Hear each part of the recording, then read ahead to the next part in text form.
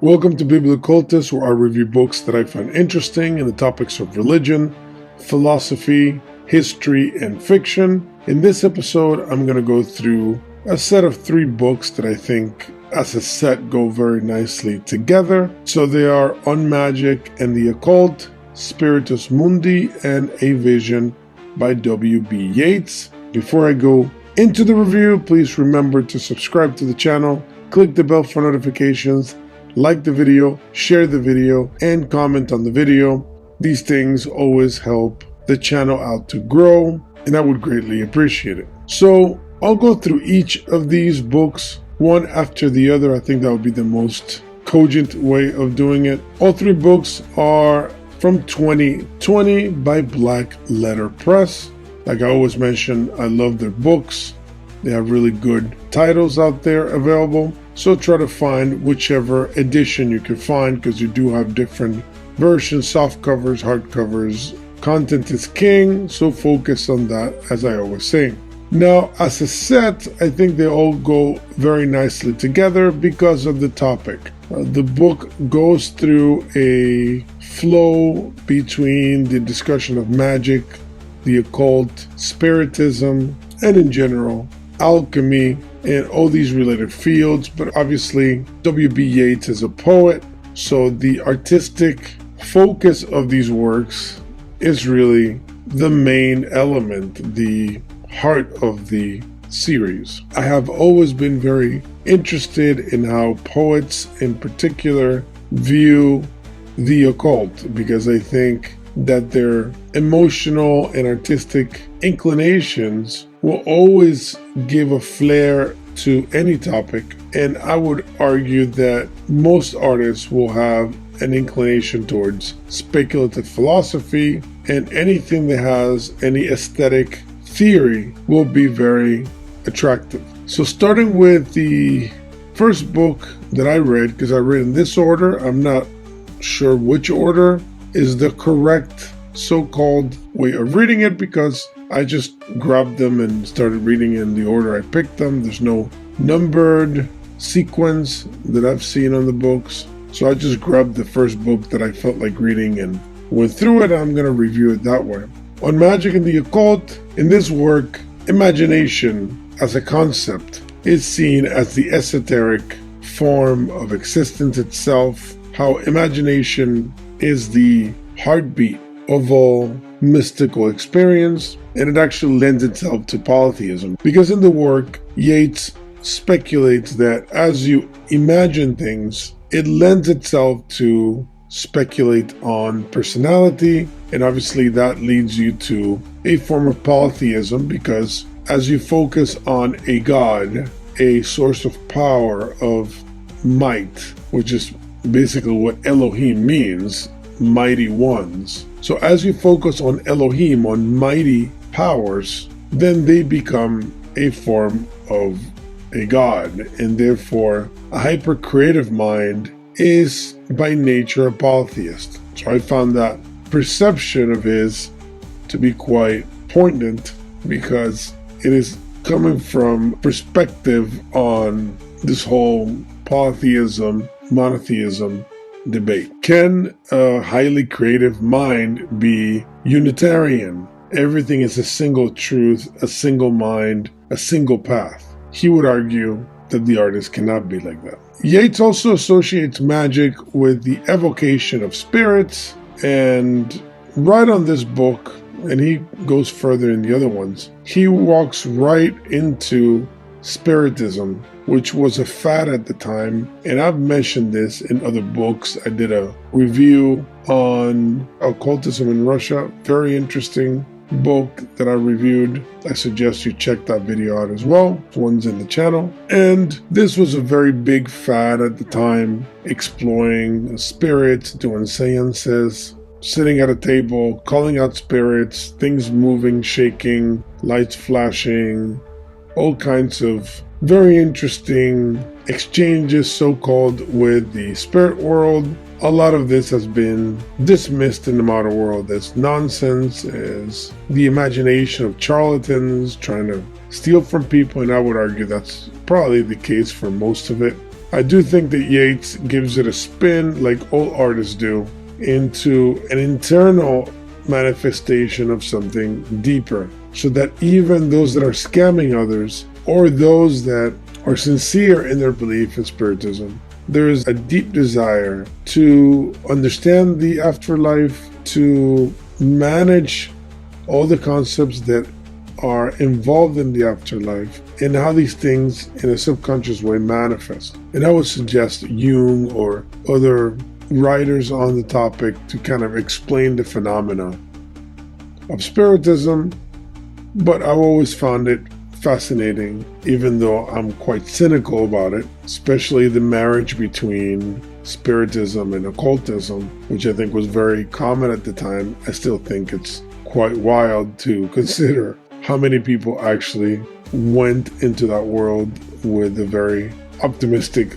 outlook. Yeats also tends to be an optimist when it comes to naturalism. He sees the urban experience as degenerate and as stifling of the soul, that only really in nature and a setting of primitivism can the soul really manifest. So that element there is very particular, but at the same time is very common to a poet, because a poet gets inspiration from anywhere. So in theory, you can get it from an urban setting, but most poets derive their sense of beauty and belonging in a more natural setting.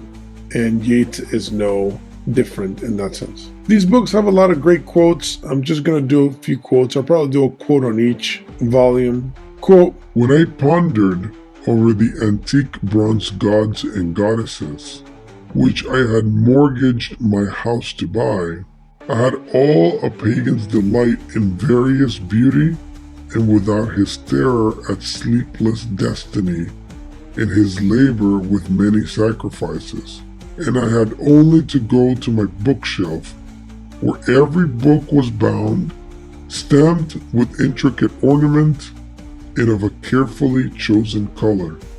Shakespeare in the orange of the glory of the world, Dante in the dull red of his anger, Milton in the blue-gray of his formal calm, and I could experience what I would of human passions without their bitterness and without satiety."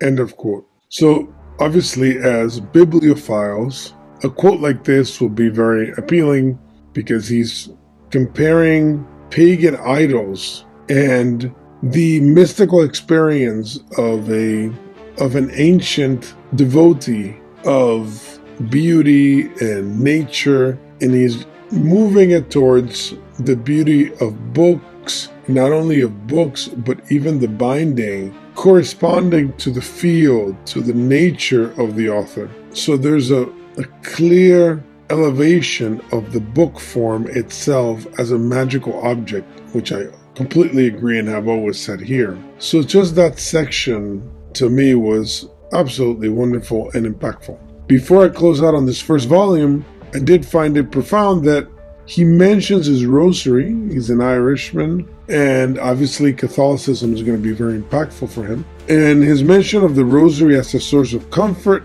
putting it close to his chest, and he says, "We must not make a false faith by hiding from our thoughts the causes of doubt, for faith is the highest achievement of the human intellect, and the only gift man can make to God, and therefore it must be offered in sincerity." So the importance of faith, the importance of love towards God becomes an element of his spiritual presentation, even though at the same time he is experimenting with Spiritism, Occultism, polytheism. So it manifests the spirit of the 19th century. There's that feel of a change, of a morphing into modernity. So there's a lot of experimentation and a lot less preoccupation with being dogmatic.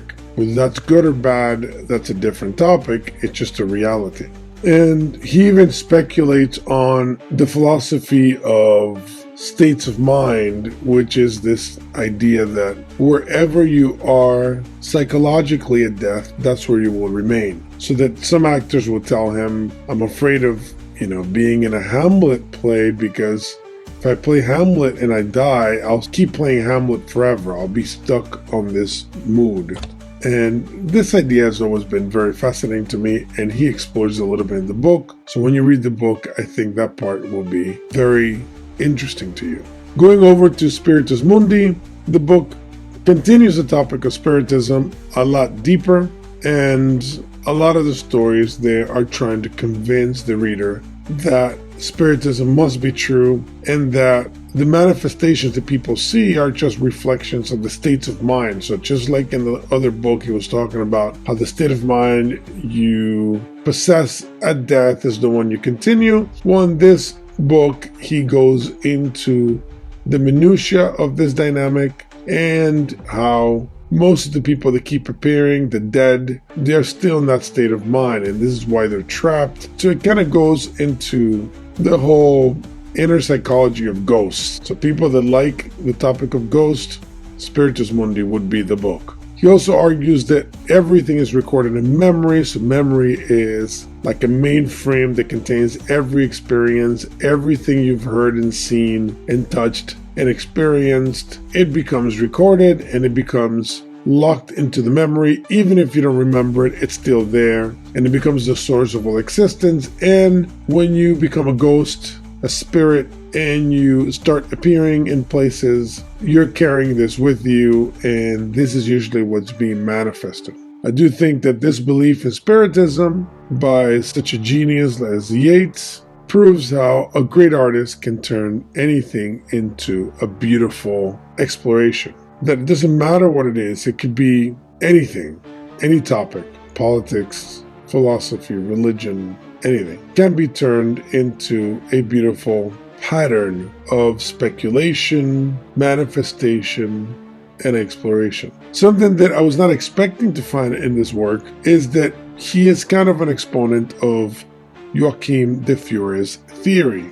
It's called the Trinitarian Ages theory, which is this idea that was developed at the time that the world could be understood as a series of ages, starting with the age of the Father in the Old Testament, then the age of the Son, and eventually you have the age of the Holy Spirit. And there's a progressive component to this theory. There's an eschatology, but it's more of a secular way of understanding the world. And this viewpoint, which is highly heretical for traditional Catholics and Orthodox, changes the perspective of how the Trinity is seen, because the Trinity is being fragmented and broken up as if they're literally different entities. Because in the traditional Trinitarian viewpoint, they are different hypostases, the different personalities, but they're not different people. They have one will, one mind. They're not separated by wills and minds. So by saying that the age of the Father and the age of the Son and the Holy Spirit are different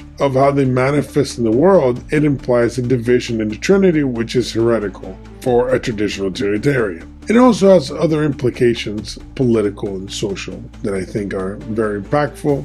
And I'm pretty sure I've spoken about this before when I was reviewing a book on ecclesiology. And when we go to the third and last book, you'll see that he takes these ideas to concoct and create a new system of analysis of people and also of history, very similar to Marx and to Spengler, that at the time were trying to create easy, systematic methods of categorizing and understanding history and human beings. In this book, I'll close it up by quoting a section from it. Quote, I will put this differently and say that literature dwindles to a mere chronicle of circumstance, or passionless fantasies and passionless meditations, unless it is constantly flooded with the passions and beliefs of ancient times, and that of all the fountains of the passions and beliefs of ancient times in Europe, the Slavonic, the Finnish, the Scandinavian, and the Celtic The Celtic alone has been for centuries close to the main river of European literature. End of quote. Obviously, for Yeats, the love of everything Celtic, it's clearly manifested in that quote. And I would say that a lot of the allusions and a lot of the beautiful poetry that is interspersed throughout these works clearly has that Celtic flavor. And finally, the last book is called A Vision. This is the book that I was referencing, in which Yeats is generating a system to understand history and personalities. It's a highly symbolic and difficult work. I would say the most difficult of the three to digest.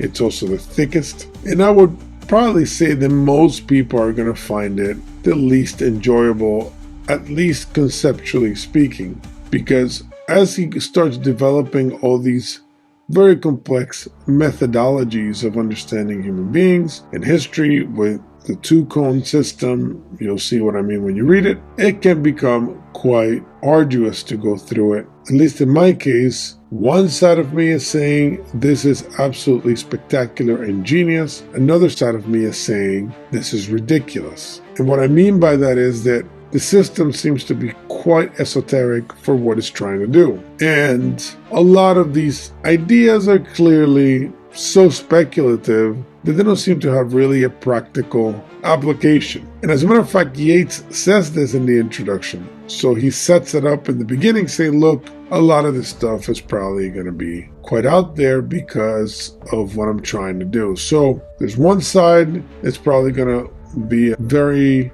impressed by it, but another side will probably not want to go through it. In my case, every book that I know is good and valuable, I will go through it, even if in my particular case I don't find it interesting, because everyone is different. Some people may disagree with me. Some people may consider that part to be the best, most important part of the book and go through it very easily. Well, these other kind of less detailed aspects of his work, the more poetic, the whole Spiritism thing may not be that enjoyable. So it's going to depend on the reader. I'll quote here a few things just so we can get the feel for this volume. Quote, life is no series of emanations from divine reason, such as the Kabbalists imagine, but an irrational bitterness, no orderly descent from level to level, no waterfall, but a whirlpool,